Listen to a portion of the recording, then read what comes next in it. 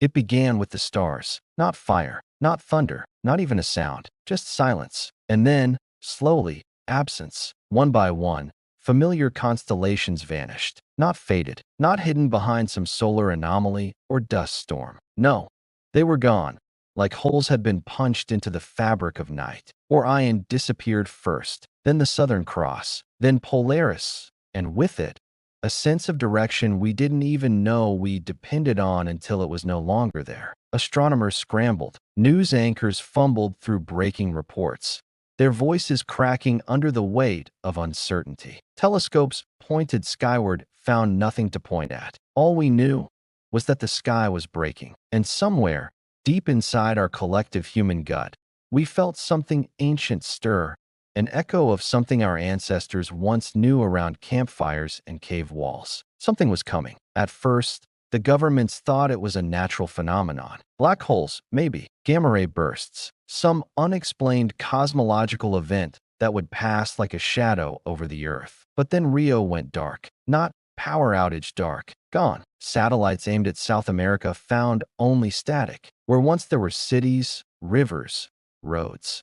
Now there was nothing. No smoke, no debris, no heat signatures, just a void. A perfect absence. Beijing vanished 12 minutes later. Nairobi, 5 after that. The world froze. Military command centers turned on every protocol they had. Nuclear arsenals were armed, navies mobilized. Pilots took to the skies expecting to meet whatever was out there. But there was nothing to fight, only erasure. It wasn't an invasion. There were no ships, no weapons, no banners waving in an alien wind. This was something else. This was a culling. They called themselves the Vidrashi. We didn't hear it in words. Not at first. It came in pulses, vibrations embedded in the blank spaces of vanished cities. Somewhere between static and silence, they spoke. We weren't worth saving. Not because we were evil, not because we were violent, but because we were inefficient. Biological pollution, they called us. The Vidrashi didn't kill with malice. They weren't monsters. They were systemic. A cleanup operation for the cosmic stage. A final sweeping of all that didn't fit their design for intelligent life. Humanity was excess carbon. And carbon,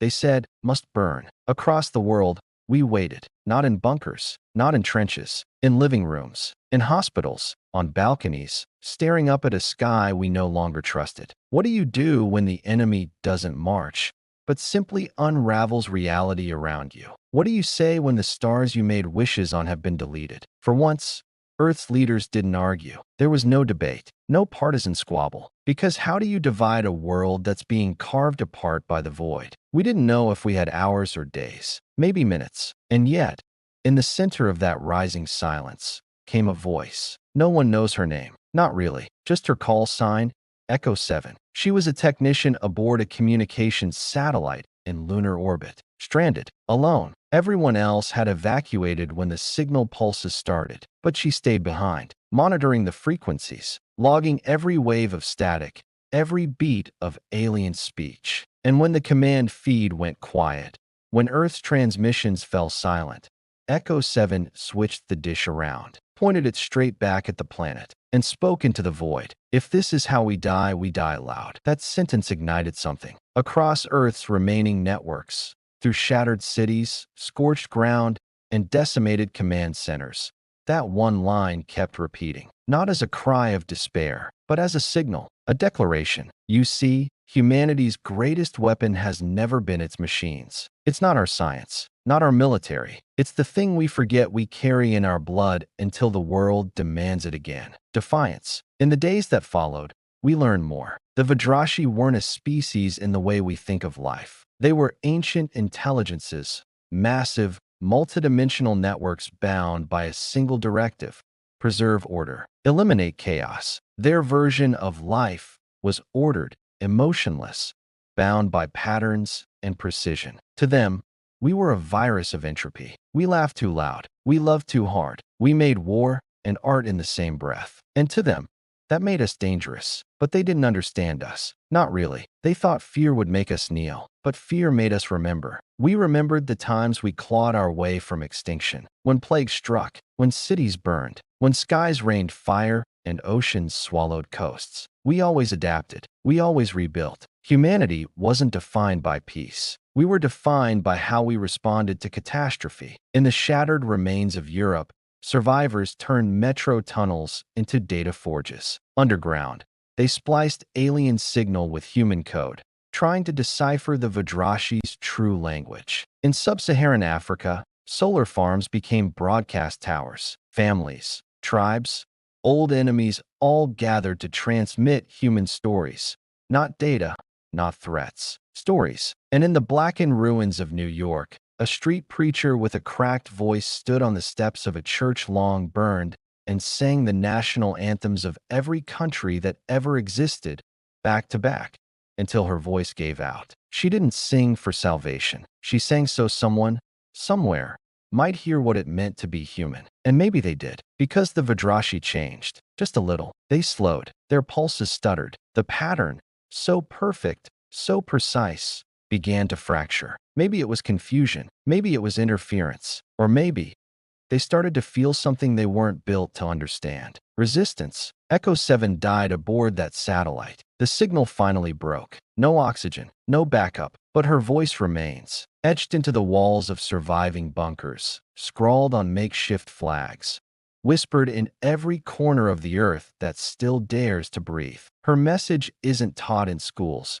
because there are no schools left. But ask any survivor, anywhere, what she said, and they'll tell you, if this is how we die loud. And maybe that's why we didn't. Because the moment we chose to scream into the silence finally screamed back. The thing about endings is that they don't happen all at once. They fray, unravel, bit by bit, heartbeat by heartbeat, until one day you wake up and realize the world you knew has slipped between your fingers. But some threads don't break so easily. Some hold, stretch, tense under the weight of everything lost. And sometimes they snap back. After the initial wave, after cities vanished and the world screamed and no one screamed back, there was still a heartbeat. Faint, fractured, but it was there, beating in deep space bunkers and underground tunnels, in orbit, in silence. And in that silence, humanity began to do what it's always done when cornered. It adapted. At the edge of Earth's orbital graveyard,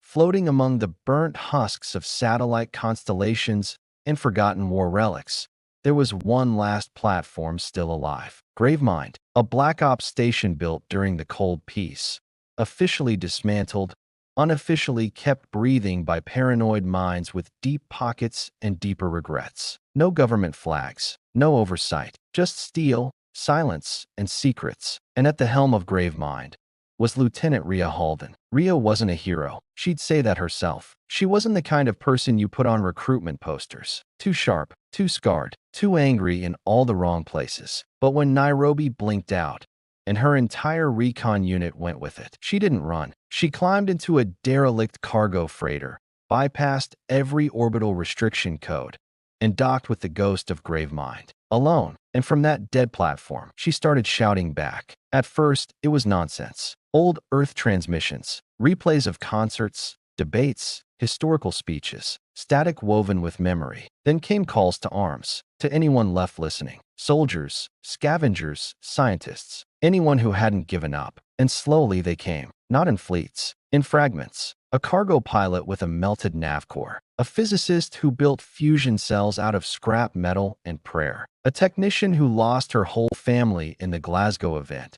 and still found the will to wire communication relays with trembling hands. Gravemind became something else, not a station, not a stronghold, a lighthouse. The problem was, you can't fight what you can't touch. The Vidrashi weren't like us. They didn't drop ships or march soldiers across landscapes. They warped space itself, slid in like oil through seams in reality. And when they arrived, they unmade you. No heat, no blast radius, just gone. So the humans of Gravemind knew one thing. Guns wouldn't save them, but pain might. They started broadcasting again. Not messages, not distress calls. Emotion, raw, unfiltered, unedited. Heartbeats, crying children, panic attacks recorded in real time. Laughter, too, the kind that comes in the face of madness. That final, defiant whine not in the void. The Vidrashi noticed. They didn't respond in words, but the pulses changed, the patterns bent, and somewhere, between one transmission and the next, They hesitated. That hesitation cost them, because humanity had always been better at pain than precision. Rhea and her crew didn't wait. They launched a strike,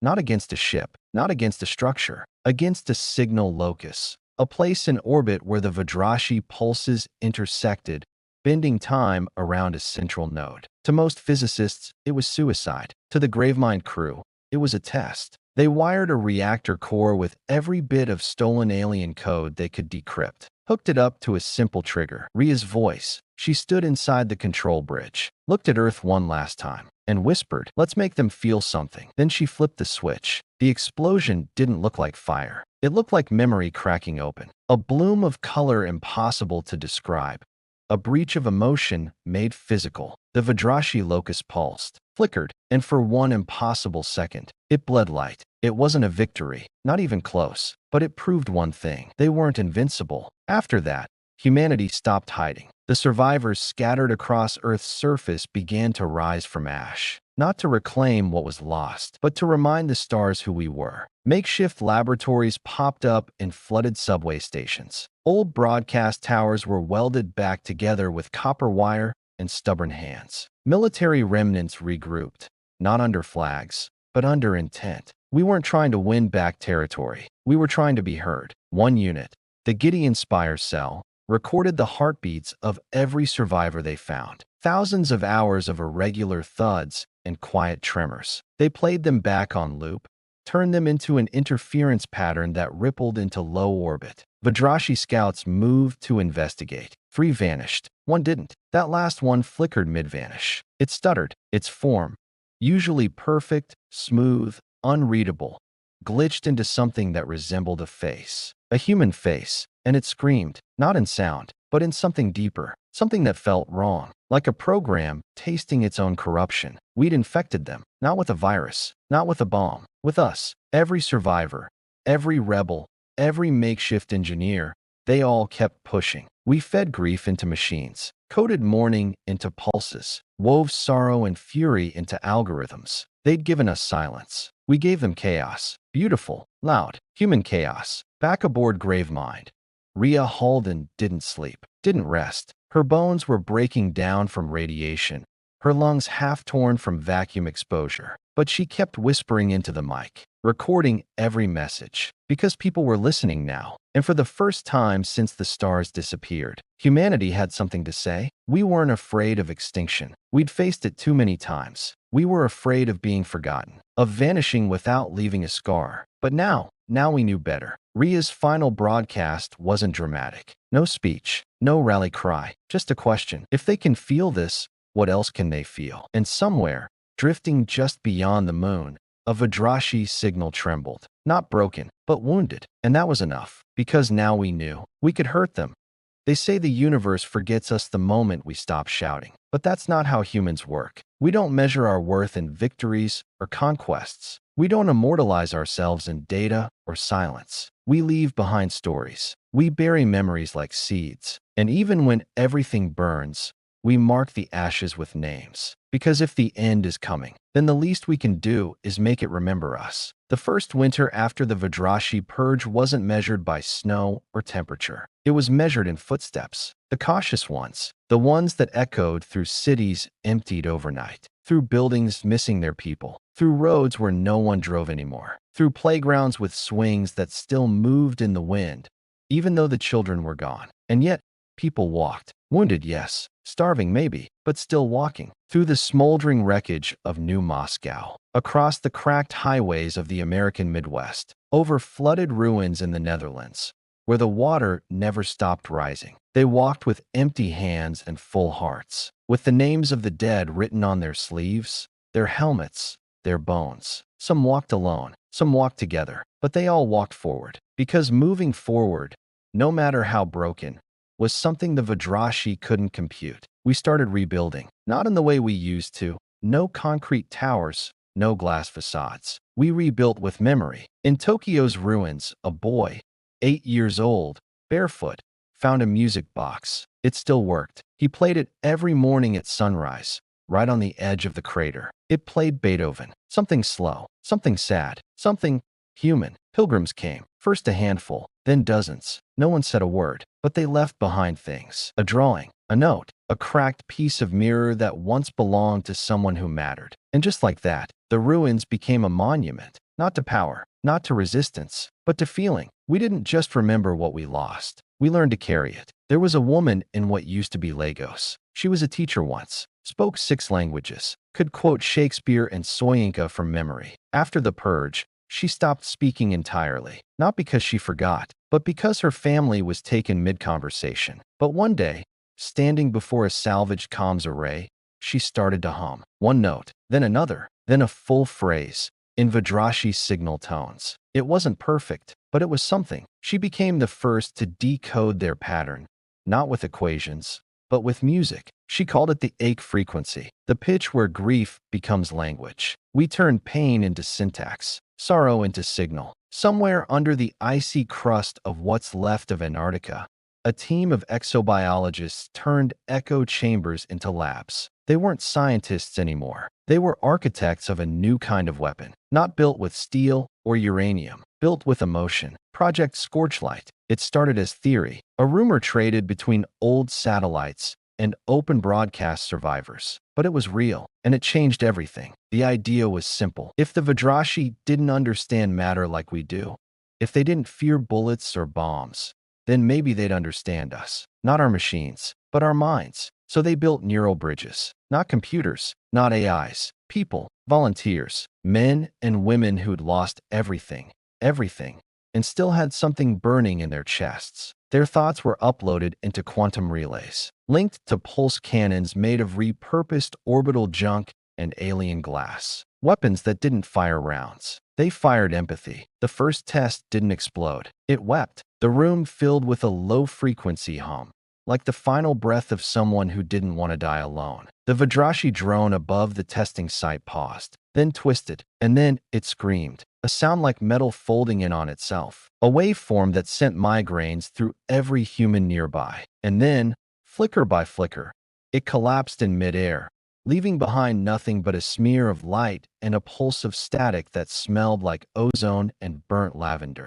We'd made them bleed, not in blood, but in feeling. Suddenly, they weren't unbreakable, and that changed the rules. The Scorchlight Corps formed fast. They weren't soldiers, not by the old definitions. They were torchbearers. Each one burned with something personal. Loss, rage, hope twisted too tight to contain. They connected to their weapons like arteries, synced their heartbeats with every relay. They became the weapon, and the first time they went out into the open, the Vidrashi came for them. It happened above what used to be Johannesburg. A rift pulse descended, one of the big ones. No shape, no face, just that terrible unraveling wave. The Scorchlight team stood on a rooftop. No armor, just pressure suits and silver-threaded mind bands. They activated in sync, and for 30 seconds, the world held its breath. The rift wave buckled, warped, froze mid-collapse, then bent backward, like something being pulled into a memory it didn't want to face. When it collapsed in on itself, it didn't vanish. It cried, and in that sound was everything the Vidrashi had taken from us. We fed it back into them, and it hurt them more than any weapon ever could. But there was a cost. There's always a cost. The human mind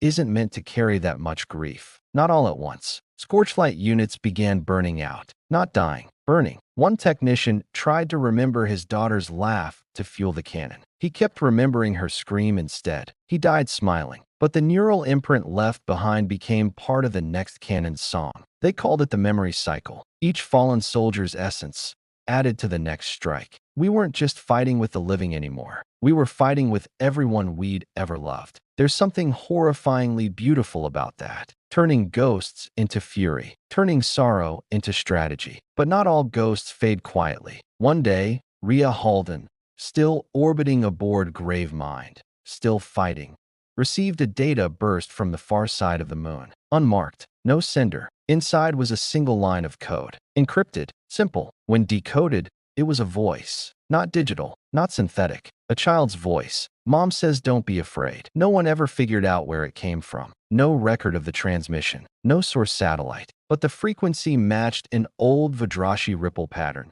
Something we never thought they'd mimic. And just like that, A question spread across every surviving outpost like wildfire. Were they listening? Were they changing? Or worse, were they learning? We didn't have answers, only questions, only ghosts and guesses. But one thing was certain, the Vidrashi weren't behaving the same way. Their formations were slower, their signals fragmented, their perfect geometry flawed. Some tried to adapt to our languages. One even projected a symbol over Cairo, a crude smiley face in golden plasma. We didn't know if it was mockery or mimicry, but it meant something huge. They were cracking, and we were the reason. We were never supposed to win this war. Not on paper, not in simulations. But war was never about odds. It was about endurance, about remembering the things worth bleeding for when there's nothing left to hold on to, about choosing to carry the memories, even when they hurt more than the wounds. That's what they never understood. That's what we left behind. Not ruins, not flags, not victory speeches. We left behind names, etched in walls, whispered in sleep, sung into the stars. Because if you remember a name, they're never really gone. And if the Vidrashi were going to kill us, they'd have to learn all our names first. When we ran out of gods,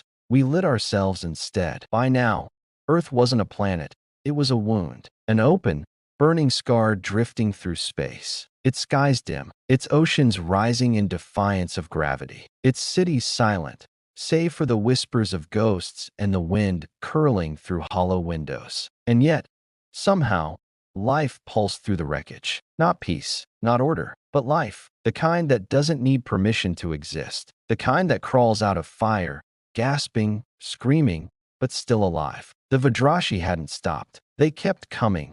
Tidal waves of nothing that swept across the world in unpredictable bursts. You never saw them. You just weren't there anymore. One blink, and a city was a crater. One breath, and a continent was shadows. But we were no longer reacting. We were no longer hiding in the dark. We were building something in the silence. Something loud, something dangerous, something human. We called it the Flameborn Initiative. Born not out of hope, but rage. Rage at the silence. At the universe that watched us burn and blinked. At the Vidrashi, who erased our children like they were noise on a broken recording. But rage needs shape, so we gave it one. At the center of what used to be the Nevada wastes, just past the scorched outlines of old bases and forgotten highways, we built the Crucible. Not a fortress, not a command center, a forge. Here, fire wasn't something to fear. It was something to become. The recruits weren't picked. They walked in on their own. A mother who watched her family vanish mid-breakfast. A paraplegic engineer with nerve-linked battle gear bolted into her spine. A 13-year-old boy who hadn't spoken since the Africa collapse, but could mimic Vidrashi pulse patterns with his voice alone. There were no uniforms, only scars and fire. Rhea Halden, still orbiting aboard the battered remains of Gravemind, led the initiative from above. Her bones were failing. Her lungs were held together by synth tissue and willpower, but her voice never shook. Not once. She issued a single order, sent on every surviving open frequency. Don't become heroes. Become consequences. And so they trained, not like soldiers, like storms. Their bodies were enhanced, not to survive the Vidrashi, but to draw them in. They were wired with heat signatures and emotional broadcast fields so volatile they lit up the void like flares. They wanted to be seen, to be felt, to be impossible to ignore. And when they were ready, they painted their armor in streaks of ash and red, not to look good, but to be remembered. They called themselves Flameborn, not for fire, but for what comes after it. The rebuild, the resurrection, the refusal. The first offensive was madness by every standard. 10 ships, 50,000 volunteers. Most of them had never seen space before. Some had never held a weapon. But that was the point. This wasn't about skill. This was about message. Their target was the Singularity Rift, the place where the Vidrashi emerged. A fracture in space-time itself. Something old, endless, breathing. We didn't know what lay beyond it. We didn't care. All we knew was, that's where they came from. So that's where we'd go. The Flameborn launched. Their ships weren't pretty. Welded scrap, jury-rigged engines, hulls patched with memories and desperation. But inside burned the brightest lights humanity had ever kindled. Each pilot was neural linked to an emotion node, a sphere filled with all their grief, rage, joy, every feeling they'd ever dared to feel. The deeper they felt, the more power their ships channeled. And as they crossed the threshold into rift space, something happened. The stars bent. Light twisted like it was afraid to look. Gravity sang in the wrong key. Time blinked sideways. But they didn't flinch, because they weren't going to destroy the rift. They were going to corrupt it. The Vidrashi were waiting. Not drones, not signals. Them. Entities so vast, so incomprehensibly large, they didn't have shape. Just intent. You didn't see them. You felt them. Like a scream wrapped in velvet. Like the first time you realized the dark can hear you. The rift burned. And then, so did we. The Flameborn fought anyway. They fired empathy cannons so strong they made space tremble. They launched payloads of memories. Births, first kisses, the sound of a crowd singing in unison, and watched as the Vidrashi shuddered. Some tried to escape. Some warped themselves into impossible geometries, fracturing their own essence to avoid the broadcast fields. But it was too late. The humans had arrived not with weapons, but with pain too sharp to process. Rhea Halden watched from orbit. She listened as the Flameborn screamed their names into the black. This is for Molly. Tell them New York remembers. You took my son. Take me. And then silence. Gravemind lost contact. One by one, the ships blinked out. Not gone. Not erased. Transcended. The last ship, Red 07, didn't detonate. It didn't fall. It docked with the rift core. And there, standing on the edge of the impossible, the pilot removed her helmet. Captain Sarah Anwin, former linguist, survivor of the Bristol breach. She looked into the breach, and she sang, not words, a lullaby, old, Welsh, something her mother used to sing during storms. And in that moment, the rift changed. It pulsed, not like a machine, like a heart. And when the Vidrashi screamed, it wasn't rage. It was confusion, recognition. Something had infected them. Not code, not violence, but us. We didn't destroy the rift, but we rewrote it. With voices, with fire, with all the messy, brilliant, violent beauty of what it means to be human. Back on Earth, people saw the sky shift. Just slightly. Stars reappeared where there had been none. And over New Geneva,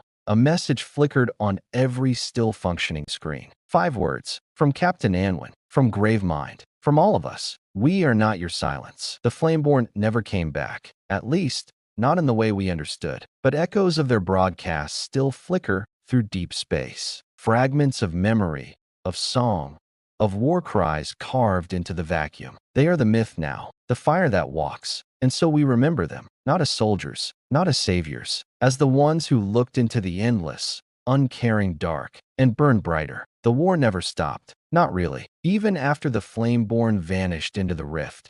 Even after the sky flickered like it remembered how to breathe again. The war still burned. Not with battles. Not with invasions. But in the quiet. In the after. The Vidrashi weren't gone. They were quieter.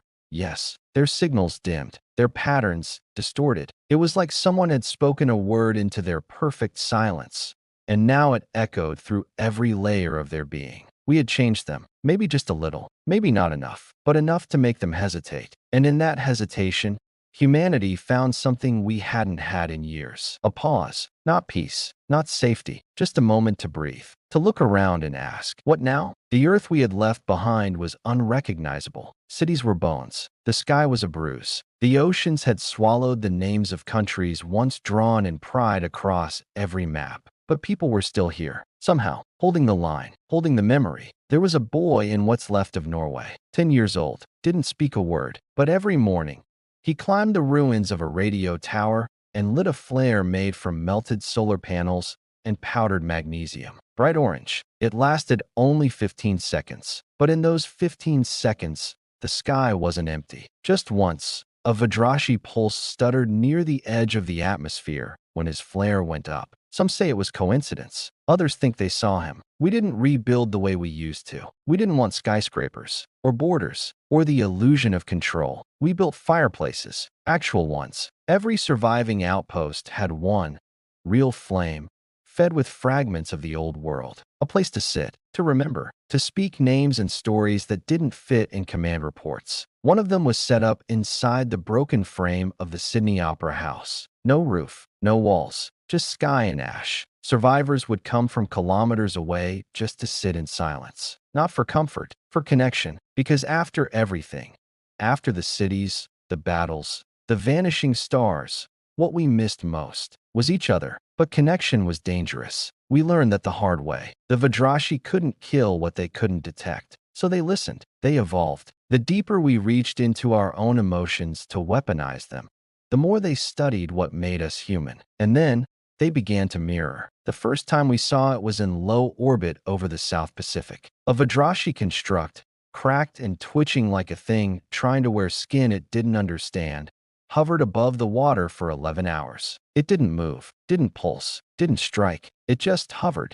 And then it began playing a recording. A voice. Rhea Halden's voice. But distorted. Wrong. Words shuffled. Emotions out of place. Feel the consequence. Love the memory. We are your fear and hope and silence. We are you. We sent a squad to intercept. By the time they arrived, the construct was gone. But it left something behind. A line carved into the sand below it, glowing with soft heat. We're learning. It shook us, because this wasn't mimicry anymore. It was translation, not of language, but of meaning. The old Scorchlight remnants called an emergency summit, not in a bunker, not underground, but in open air, what used to be the salt flats of Utah, now a field of bone-white glass and twisted antennae. No command structure, no flag, just people. 32 humans from across the last flickering corners of Earth. Scientists, fighters, poets, one old farmer who'd never left his land, even when the sky turned red. They sat in a circle, passed around water, and they talked for 12 hours. No cameras, no recordings, only stories. And by the end of it, they made a decision. We would reach out, not with weapons, not with sorrow bombs or grief cannons, but with honesty, something we hadn't tried, something the Vidrashi might not know what to do with. So we built the archive, a ship, no guns, no shields, just one glowing core powered by shared memory, uploaded by every survivor who wanted to be heard. Stories, lullabies, regrets, laughter recorded through tears, confessions whispered before sleep. It took 13 months to build. Every continent contributed. Even those too broken to speak sent symbols, fragments, pieces of culture too jagged to explain, but too sacred to lose. The archive wasn't built to survive. It was built to be witnessed. When it launched, it didn't scream. It sang, a song stitched from the voices of every corner of Earth. Imperfect, off-key, but unmistakably human. We sent it toward the rift, not to provoke, to offer. It didn't return, not the way we hoped, but something did. A month later, a new star appeared above the Himalayas. Bright, sharp, singing at a frequency no telescope could record, but every dog on Earth could hear. It pulsed, a rhythm, thump, thump, thump, like a heartbeat. The scientists called it a coincidence, but every survivor who'd uploaded a memory into the archive said the same thing. It feels like someone's listening. And then came the snow, not frozen water, ash, but not from fire, from above, stardust, pouring down in flurries over the ruins of Munich, drifting across what used to be the Amazon canopy. Some touched it and saw colors. Others said they heard music, faint, almost like memory itself humming in their skulls. And that's when we understood. The Vidrashi weren't gods. They were lonely. They didn't destroy because they hated us. They destroyed because they didn't know how to understand us. And now, because of our rage, our fire, our unbearable grief, they did, at least a little, enough to hesitate, enough to send back echoes, not of war, but of recognition. But this is not a happy ending. Not yet, because cracks remain. The rift still pulses. The Vidrashi still exist, fractured, changing, watching, and we still bleed. Every day, but for the first time, we're not just reacting. We're not just surviving. We're teaching the stars what it means to burn and not break, to scream into the void, even when the void screams back, to carry memory like a torch, to love so hard that even death has to pause and listen. There is no victory, but there is continuance, and sometimes that's more powerful than any weapon. So we keep walking, through ruins, through stars, through the ashes between all things, because we are humanity, and we were not built for silence. Some things can't be spoken in words, so we burn them into the world instead. Fire doesn't speak. It doesn't ask. It doesn't wait for permission. It declares. And when there are no words left, no treaties, no answers, no one on the other end of the call, you light the fire anyway, just to prove you're still here, still breathing, still human. After the archive vanished into the rift, and the ash fell like snow over our broken earth, something in us changed. not hope. That's too clean a word. This was something messier, more like resolve, the kind that sinks into your bones and whispers, if we go out flaming so bright the stars remember us. The Vidrashi weren't attacking like before. Their strikes were erratic, fractured, like they were second-guessing their own movements, like they'd seen a reflection in the mirror and didn't recognize themselves anymore. But we didn't mistake hesitation for mercy. We knew this was the quiet before something worse. So we did what we always do when the air gets too still. We prepared. On what used to be the Mongolian plateau, beneath the crust of collapsed earth, they built something ancient and new. A cathedral, but not for gods, for defiance. It was called the Ember Vault, built from scavenged warship hulls, shattered data cores, and stone blackened by alien flame. Every wall was etched with names, hundreds of thousands, carved by hand. Not names of soldiers, names of moments. The last rainfall in Marseille. Her voice on the last call. Dad's hands, still warm. This wasn't a bunker.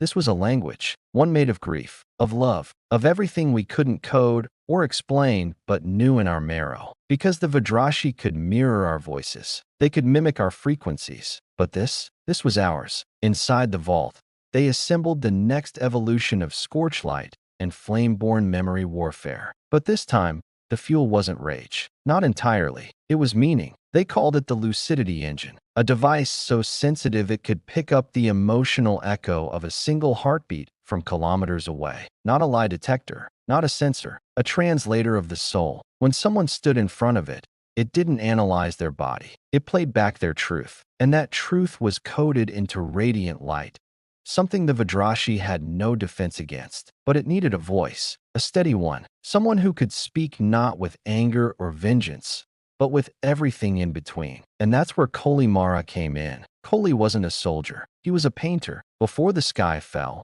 he'd been famous in the art circles of New Africa, a man who used brushstrokes like war drums, who painted grief the way some people scream it. He had no family left, no home, nothing but a voice that cracked when it needed to, and a spine that refused to bow. He walked into the Ember Vault barefoot, and when they asked what he could offer, he simply said, "I remember everything." They wired him into the lucidity engine, not with tubes or wires, with memory. He let it in. Every loss, every joy, every betrayal, every embrace. The whole impossible mess of being human. And when it lit up, the vault shook. Thousands gathered, not to fight, to witness. The first pulse was sent at sunrise. A beam of living memory, arcing into the sky.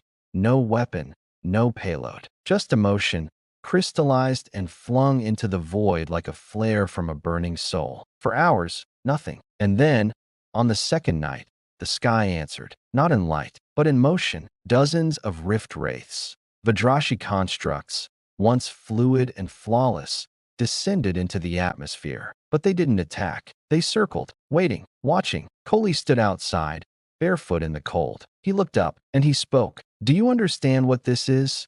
he asked.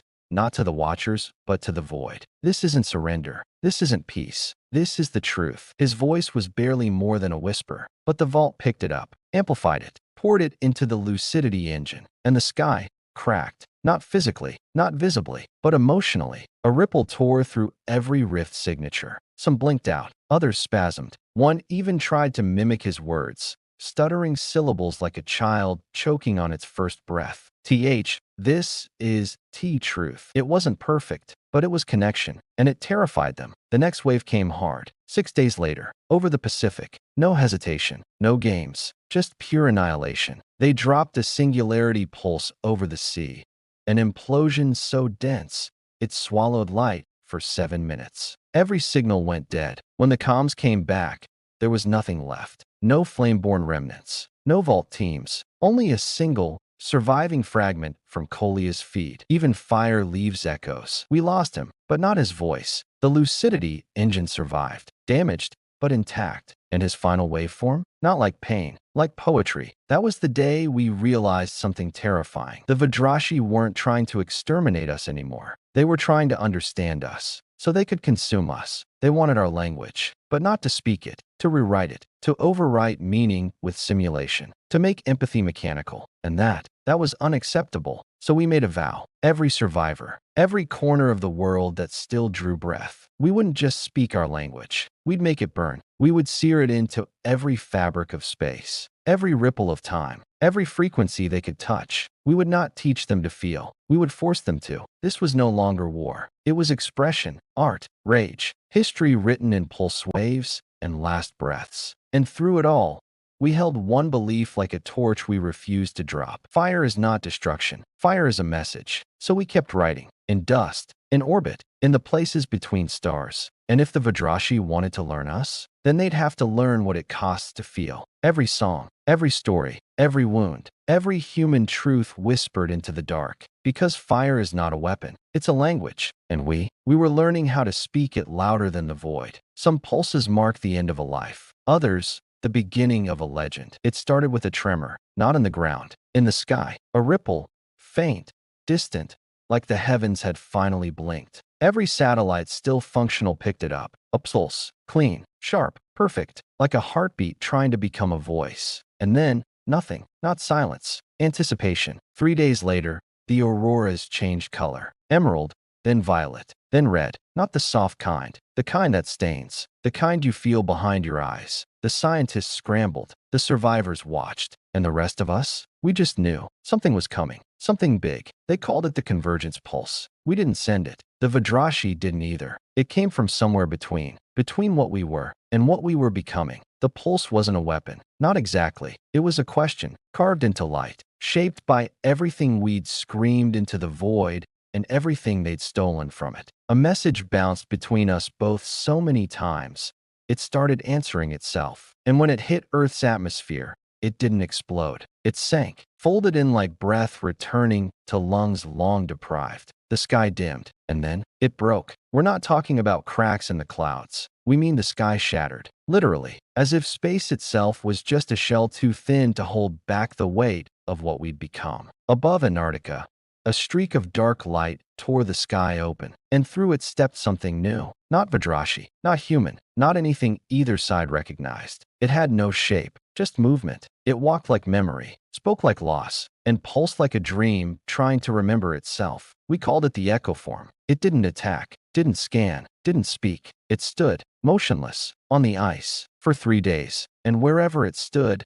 nothing else moved. Not the wind, not the birds, not even the ghosts of radiation left behind from the old world's final screams. Theories exploded across every channel. Some said it was the archive reborn. Some said it was a weapon. A few thought it was a message from us, from a future we hadn't yet reached. But one thing was clear. It was watching, and something in its silence stirred the Vidrashi. They came again, not as war, but as warning. A wave of rift forms cut across low orbit, 36 of them, spines like jagged shadows, their geometry broken, twitching. They circled the echo form like vultures, but they didn't strike. They projected signals, not static, images, moments. A couple dancing on a roof in Karachi, a girl chasing paper birds through dust in Cairo, a mother cradling her child under firelight in Colorado. All stolen, all ours, played back to us like music box nightmares, twisted at the edges. The Vidrashi had been recording us, not just our pain, our love. They didn't understand it, but they wanted to, desperately. And like a child tracing letters in sand, they tried to write in our language, but they were doing it with fire. One rift form got too close. It drifted toward the echo form, hovering inches above the ice. And for the first time in recorded history, the echo form moved. It didn't strike. It sang, a sound so low, it made teeth ache. So high, it cracked ice shells a continent away. And the rift form? It didn't explode. It folded into itself, like it had just remembered something terrible it wasn't built to hold. When it collapsed, it whispered one word. Across every band, every relay, every year still left to hear. Why? No one had an answer. So we gave it one the only way we knew how. We lit the sky again. This time, it wasn't the flame-born. It wasn't scorchlight. It was everyone. A global synchrony. Thousands of surviving outposts launched signal beacons. Not to fight, to feel. Each beacon was a memory. Each light encoded with a piece of soul. The last joke told by a dying father in Manila. A lullaby whispered by a soldier who never made it home. The scream of someone who died alone, and the silence that followed. The beacons rose together. across every horizon, a chain of fire, wrapping Earth like a crown. And when they reached orbit, the pulse answered. This time, it shattered time. Not completely, but enough to bend it. People across the globe experienced echoes, glimpses. A woman in Ghana saw her husband, dead 10 years, standing at her door, smiling. A boy in France held a photograph that hadn't existed until that moment. Entire valleys bloomed with flowers extinct since the second collapse. Reality hiccuped, not as an attack, but as a reminder. Memory is stronger than time. And somewhere in that broken sky, the Vidrashi blinked, not in fear, but in understanding, because they had been built to erase. But now, they were feeling what erasure cost. We hadn't just survived, we'd infected them with longing. And longing, when you've never known it, is a sickness deeper than war. The echo form began to pulse, each beat brighter than the last. And when it reached full glow, it disappeared. No explosion, no sound, just absence. But in its place, a single drop of light. It fell to Earth like a snowflake. And where it landed, grass grew, in a crater where nothing had bloomed in 100 years. That was the day we stopped calling it a war. Because wars end. This was a conversation, one written in grief, fought in flame, sung through broken stars, and rebuilt names. The Vidrashi still exist, still circle, still echo, still trying to become something they don't yet understand. And us, we still write in fire, still whisper our pain to the night sky, still tattoo the names of the lost on walls, helmets, and the insides of our palms. Because even if they learn, they'll never feel like we do. Not like this. That's our edge. Not tech, not numbers, not even courage. It's our fragility. The fact that we break over and over and still choose to stand. The fact that we mourn, that we remember, that we refuse to go quietly. So when the pulse broke the sky, we didn't run. We listened, and then we answered in the only language we've ever truly known. The world doesn't end with fire. It ends with the quiet after. But it is in that silence that we choose who we will become. They say the end of a war is when you stop hearing the enemy's footsteps. But for us, the end came when we stopped hearing our own heartbeat. The Vidrashi were no longer the invaders. Not in the way they once were. They were something else. Something more complicated. A question, and no one was ready to answer. The world we knew had fractured into pieces, into shards that scattered across what we called the New Dawn. The term was hopeful, almost naive. It made us think of rebirth, of fresh soil, of hands planting the first seeds after the storm. But the truth? The truth was more terrifying. The echo form, that brilliant, terrifying entity, had taken with it a piece of us, a piece of our hope. And in its absence, a void opened, a vacuum where questions had been left to simmer too long, where our memories, our grief, and our humanity had been laid bare. And in that silence, something new began.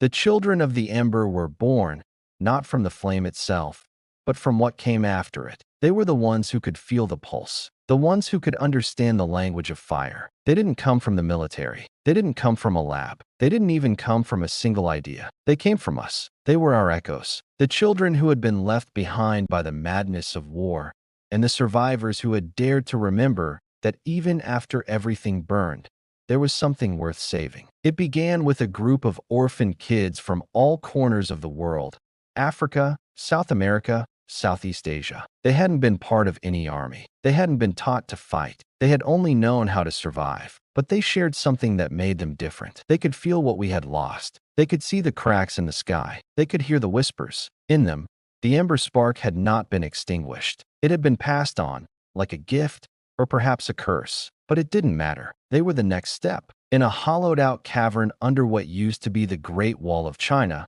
they built their first city, not with stone or steel, but with the things that we had forgotten: wood, clay, fire. They rebuilt everything from the ground up. No maps, no blueprints, just intuition. They had learned, without being taught, what it meant to live in harmony with the earth, with the rhythms of the world around them. They called their settlement Ashkara. It wasn't a place, it was a promise. And every night, under the shadow of the broken sky, they would gather in the city's heart, by a large fire pit, and sing. Not songs of victory, not songs of defiance, but songs of remembrance. The children had learned to speak in ways no one else had. Their voices carried the weight of lost ancestors, of forgotten stories, and even of the dead. But it wasn't just their voices that carried the story forward. It was the flame. The ember had never truly gone out. It had always been inside them. The children spoke in the language of flame, of memories and feelings distilled into pure light. No one could explain it, and no one dared to try. They simply let the fire speak. And when the stars began to flicker again, when the sky started to shift, they heard it. The last fragment of the echo form's pulse. They understood. They knew it was the beginning of something new. But they didn't wait for the world to catch up. They reached out. The adults, those who had survived, who had rebuilt, who had suffered, washed with a mix of awe and fear. A part of us had long ago given up on the future. We had buried our hope in a graveyard of ashes. But the children, they had found it. They saw possibility where we saw only shadows. And so we asked, are we ready? There were whispers, quiet moments of hesitation. We'd been through too much. We'd lost too much. But one voice rose above the rest. It was Leah, a young girl, no more than 16, standing in front of the fire in the middle of Ashkara, eyes wide with intensity. She said, "The world didn't break because we were weak. It broke because we were too afraid to keep going. But we can make something new. And it starts with us. It starts with fire." And so, the children took the flame beyond Ashkara. They didn't ask for permission. They didn't wait for answers. They moved through the remains of the old world like whispers, like ripples. And with each flame they lit, with each memory they burned into the air, the world began to change. It wasn't obvious at first. It wasn't immediate. But every ember sparked something in the ashes of the past. The Vidrashi watched. They had always watched. But now, they listened. They sent signals, pulses. But they were different now. No longer cold or clinical. Now, they seemed curious. They studied the children. Because they didn't just speak our language. They felt it. In ways the Vidrashi never could. In one of the old, forgotten places, a tiny group of surviving scientists found a way to amplify the pulse from Ashkara. They called it the resonance field. Not a weapon, a connection. They couldn't stop the Vidrashi from attacking, but they could show them something they'd never seen before. Humanity. And just as the first light of a new day broke across the wasteland, something strange happened. The Vidrashi stopped. Not because they feared us, not because they were defeated, but because they couldn't continue. Because the question that had started the war, the question that had nearly broken us all, had been answered. And now, the Vidrashi were learning. We had become something more than what we were, something they couldn't destroy. We had become the future, not perfect, not invincible, but alive. Alive in a way that even the void couldn't understand. And as the children danced around the fire, as their voices rose and fell with the crackle of the embers, we understood the truth. The war had never been about winning. It had always been about remembering how to live. The ember wasn't just a symbol of what had burned. It was a promise of what would rise from the ashes. And we, the children of the ember, would carry it into the stars. Some doors are meant to open, even if we're not ready to walk through them. The stars are quieter now, not in the way we'd hoped, but in a way we've grown to understand. They've watched us, measured us, listened, perhaps. And when the time came,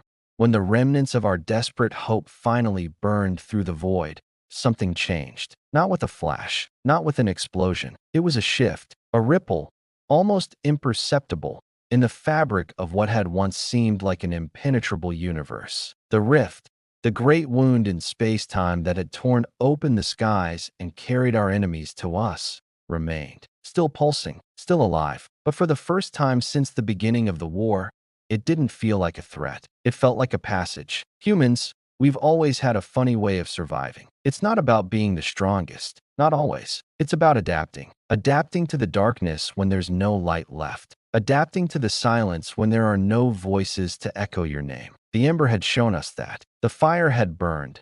And in the aftermath, there had been only one thing left. Us. And from that, we rebuilt. But the rift? That still held its secret. And that secret wasn't ours to uncover. After Ashkara had lit its first beacon of fire, after the children of the ember had breathed new life into what was left of humanity, the old world began to change. Quietly at first, in whispers. Then, the stars shifted. The pulse we'd felt from the echo form, it had been a warning, a signal, not from our enemies, but from something far beyond. The rift had been closing, slowly, almost imperceptibly. At first, We thought it was just a malfunction, a natural phenomenon, a fluke, until it spoke again. No one expected the transmission, not in the way it came. It wasn't a message, not a voice we recognized. It was a feeling, an emotion, a pull, like gravity, stronger than anything we had ever known. We felt it before we understood it. It was fear. It was wonder. It was a question. Who are you now? And with that question, something snapped inside us. All at once, the answers began to rise from the ashes like a tide, like a wave of flames reaching for the stars. The war, the pain, the loss, the memories, all of it condensed into one moment. The rift was asking us who we would become. The last survivors gathered again, not in the cold ruins of a bunker, not in the shadow of burning towers, but under the dying light of Earth's broken sky. And the children of Ashkara, once just whispers on the wind, stood tall. Their voices, now no longer uncertain, rang clear with something new, a direction, a purpose. We weren't just survivors anymore. We were seekers. We had rebuilt our hearts from the bones of a broken world, and now the stars had seen us. They had heard us, and it was time to respond. The rift had given us a gift, a challenge, a chance, a passageway, if we dared walk through it. The first ship was launched from Ashkara, not with the weight of weapons, not with shields, not with vengeance, but with light. A vessel built to send a single message. We weren't running. We weren't hiding. We were stepping into the unknown. The ship's name was Odyssey, and in its core, it carried the flame of humanity, the fire that had burned through all that was broken and stood unbowed. As it left Earth's atmosphere, a collective breath was held. We didn't know if we were ready. We didn't know what waited beyond, but we knew that to stop moving was to stop living. Odyssey passed through the first layer of the rift like a pulse through a vein. There was no shockwave, no violent explosion, just an almost tender shift. The world we knew faded from view as the ship entered a space that felt more like memory than reality. For the first time since we'd seen the Vidrashi, the void didn't feel like it was pressing in on us. It felt like a door opening. Hours passed, days. We had no communication from Odyssey, no way of knowing what was on the other side. The unknown stretched out like a canvas, unmarked, unwritten. But then the call came. The transmission was faint, crackling, but the message? Clear. The voice that spoke wasn't human. It wasn't even alive in the way we understood life. It was something older, something ancient, something that had been waiting. And what it said was both terrifying and beautiful. We see you. The words were both a statement and an invitation, as if the very fabric of the universe had been waiting for us to step forward, to prove who we were. And just like that, something inside of us shifted again. We weren't alone anymore, not just in the physical sense, but in the sense that our journey was part of something bigger. The rift wasn't the end of us. It was the beginning. But as we reached toward the stars, something else happened. Back on Earth, the Vidrashi began to change. It wasn't immediate. It wasn't sudden. But over time, their movements grew slower, more hesitant. Their attacks stopped, as if they were waiting for us to make the first move. They had always viewed us as a threat, as a disease, something to be eradicated. But now, there was something else in their eyes. Fear, not of us, but of what we had become, what we were becoming. For the first time, the Vidrashi were not the predators. They were the prey. We weren't chasing them anymore. We were chasing the stars. And as Odyssey crossed into the unknown, the earth below us began to pulse with something more powerful than any weapon. The energy of humanity, our resilience, our resolve, our ability to adapt, to grow. We had fought wars. We had lost everything. We had burned with fire. But now, we burned with light. Odyssey didn't return immediately. It didn't need to. It had crossed the threshold. It had opened the door. And the world we knew, it would never be the same. The rift remained, but it was no longer a weapon. It was a bridge. To what exactly? We didn't know, but we would find out. We would walk through that door, not as victims, not as invaders, but as explorers. And that, I suppose, is the final truth we've learned. The universe isn't a place for us to conquer. It's a place for us to understand. We had been tested. We had been broken. But in the end, it wasn't the sky that crushed us. It was the possibility that we might never have reached for it. And now, the stars are waiting. We just have to show them who we are. There's a moment, right before dawn, when the darkness begins to shift, just a fraction, barely perceptible. It's not light yet, not by a long shot, but the horizon knows what's coming. You can feel it in the air. The world, the sky, the stars. They all seem to breathe in time with the slow turning of the earth. For us, it wasn't the sun that came first. It was the promise of it. And that promise wasn't easy. Not by any stretch. We'd come through hell. But hell had a way of burning us even when we thought the flames were gone. The war with the Vidrashi, the rift, the echo form. It had all led to this moment. The moment when we had to ask ourselves what we were really fighting for. Not just to survive, not just to endure, but to become something more. Something that hadn't yet been written in the stars. We thought the fire would burn itself out, that it would flicker and fade into memory. But instead, it grew. It was in the children of Ashgara that we first saw it. The new light. We saw it in their eyes. Those kids who had grown up with nothing but the ashes of the old world at their feet. And yet, they had stood taller than anyone. They had breathed life into the night and danced in the embers of a lost future. The children had done what no one had dared to do. They had believed, and in that belief, they had sparked something that could not be extinguished, something that rippled outward, igniting the hearts of those who still walked the earth. When the Odyssey ship had crossed into the rift, it hadn't been a simple voyage. It had been a sacrifice. It had taken the first step, not knowing what lay beyond, not knowing if it would ever return. But it was a symbol, a spark sent into the unknown, and it had lit the way for everything that followed. And then the message came. It didn't come from the Odyssey, not directly. It came from somewhere else, from the stars. It wasn't a voice. It wasn't even a signal. It was a presence that reached out from the rift, not as a threat, but as something older, something vast, something that had been waiting. And in that silence, that vastness, humanity stood at the edge, not in fear, but in recognition. We didn't belong to the stars yet, but we had taken our first step into the dark, and that was enough. The Vidrashi, for all their technology, for all their might, could not have known what to do with that. They had come to conquer, to erase, to burn everything they touched. But we had learned to burn, too, but not to destroy. We burned to create. In the weeks that followed, the rift pulsed with new life. The echoes of the echo form began to spread, not just across the void, but into the very fabric of space. It was as if the universe itself had taken notice of us, not as insects crawling across a dying world, but as something worth watching. We were no longer small. We were part of it now, part of the cosmic dance that had existed long before us and would continue long after. The fires of our past hadn't been for destruction. They had been for something much grander,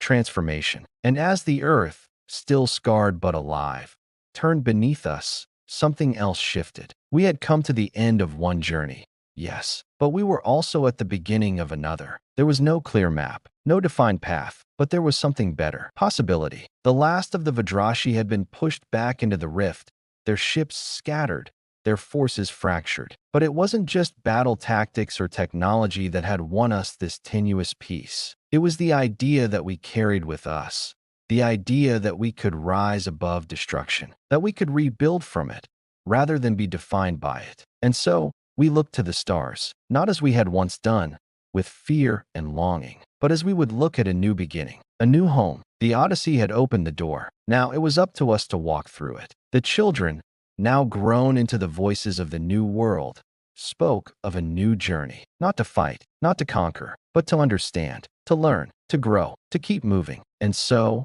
the world began to take shape again, not from the ashes of what had burned, but from the light of what was yet to be. In the farthest reaches of the rift, deep in the heart of the unknown, the presence, the watchers, as we began to call them, waited. They were waiting for us to prove something, that we were more than just survivors, that we could be something greater. And we weren't sure if we were ready, but we had come this far, and the stars had seen us. And so humanity stood, not broken, not destroyed, but unyielding. We had burned, and now we shone. The fires had never been meant to end. They had only been meant to show us that we were the fire. We were the spark. And the universe? It was waiting to see how far we would spread. And that, perhaps, is the greatest thing we can ever know. That we, the children of this burning world, will not fade into the dark. We will light it.